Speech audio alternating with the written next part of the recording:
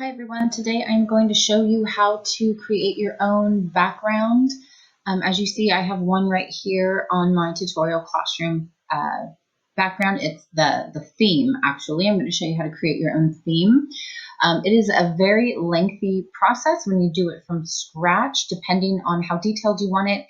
So I'm going to show you just a quick way to do it. First, you're going to go into Google Slides and open a brand new presentation. Here, I already have some step-by-step ways prepared and another one that I've already created to show you the end product. All right, now we're going to first go to File and go to Page Setup. I already have it set up, but you're going to go to Custom. And your custom settings are going to be 12 by 3 inches. All right. And once you have 12 by 3 inches, it will look just like this. That is the size that I use. And the reason for that is when you go to upload your image, you will see a box that you can stretch. And when you stretch it to all corners, it fits perfectly. All right. Now, you're going to change your background, and there are all kinds of images that you can choose. You can download a background that's already developed, which is what I did for my first one. This one that I'm going to show you, I actually created my own. But what you can do is you can do a Google image search. You can upload something that you've already had. And then once you do that, you just click Done. So here, I already have one created. What I did was I did a search for carpet, and then I just made a text box here and a text box down here, and just changed the image. So I can show you that real quick. I just searched carpet, and I actually changed it a few times. I didn't really like the way it looked the first few times. So you can just find some carpet image that you like, and if you're making your own carpet or building your own classroom scene, and then you just take a text box and you can adjust the images or the text box size to whatever width you want, and then you're going to fill it to whatever color you want your wall, just like that. And then you can give yourself, adjust it up just a little bit, and then you can give yourself a baseboard if you want for your classroom. I went ahead and did that. I always like the look of the baseboard. And you fill that one in whatever color you'd like it to be, and then there you go. There's the start of your classroom. You can see I have one right here. This was the first carpet that I did. And then I went ahead and started adding the things in the background that I wanted. Here I have a whiteboard, and then this is a bulletin board. To do this, again, it was just a text box, and then on top of the text box that I had, I added a shape. And so to make a shape, it's just right here, and I added one with the curvy edges.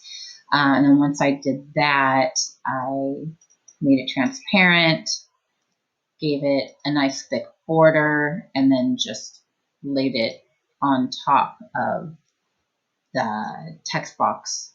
I mean, you don't have to use text boxes. You can actually just build shapes and lay them over each other. It's whatever you prefer. Again, it does take some time. So the quickest way really is just to find a background image that's already built. I've just been playing around with this. So here, I do recommend you to make more slides and to add to it so that if ever you have mistakes, you can just go back and delete them without having to undo a lot of things once you've moved forward. And once you have added all the different items that you want in your room, download the picture as a PNG. So here you can see I've added some other images to the background to make it look a little bit more like a classroom. And then moving on, I've searched some images, some PNG images. Now here you can see, let's move on to, here you can see these images are you're still able to move those. Now, instead of putting these images on an image, on a page that has an image like this, on a slide like this, what I recommend doing is going to the image or to the slide that has all the background images ready and downloading it as a PNG, and then making a new slide, just Control M, that's M as in mom, or you can just go to slide and click new. And then here, go to background, insert image, make sure it's on upload, drag and drop, and now those images are permanently there. But if you want to, you might want to make some changes or additions to that. So keep this slide here. That was the one that you just downloaded. And the reason for that is if you want to manipulate things that you're going to be adding on here, but there's so many different items you're going to have on here. It gets frustrating when you're trying to move things, and you don't want to move things that, you know, after you're put all this stuff together, and sometimes it takes a lot of work to get them set just so, and it can be really frustrating. So again, I recommend keeping all those slides so that you can go back and edit without having to undo things that you don't want to undo. All right, so then let's see here. I already have one that I've started with some Bitmojis. Now here I have moved the chairs, and I actually searched Bitmojis, and I have a slide down here that I've created. I've searched these images. These are Bitmoji PNGs. If you have friends that can email you a Bitmoji, all they need to do is go into their Bitmojis on their phones. It's probably the best way to do it, and just find the Bitmoji of them standing, just their avatar or waving. It looks like they're raising their hand, and send those via email to you, and then you can download those and add them to your Google slide. You need a full body image. Otherwise, you're not going to see them. You're not going to see the whole body when they're in their chair. Now, it's important to move the chairs over away from everything else while you are creating the scene of the student in the chair and at the desk. And the reason for this is, again, you're layering objects, and it's just a lot easier to have things separated before you start building them, because when you're clicking on things, it can become kind of messy. You only want to move certain objects. So in order to do this, you want to get your chair and isolate your chair.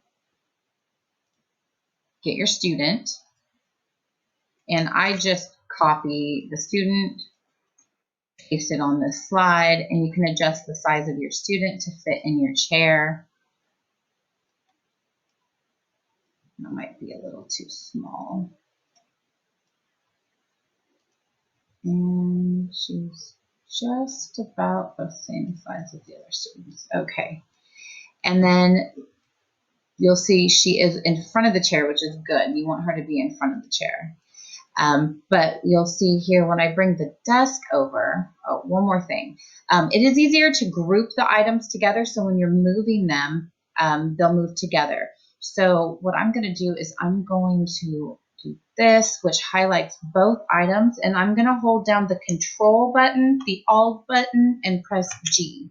That's Control Alt G, and that will group them. I'm going to right click, and you'll see it shows ungroup.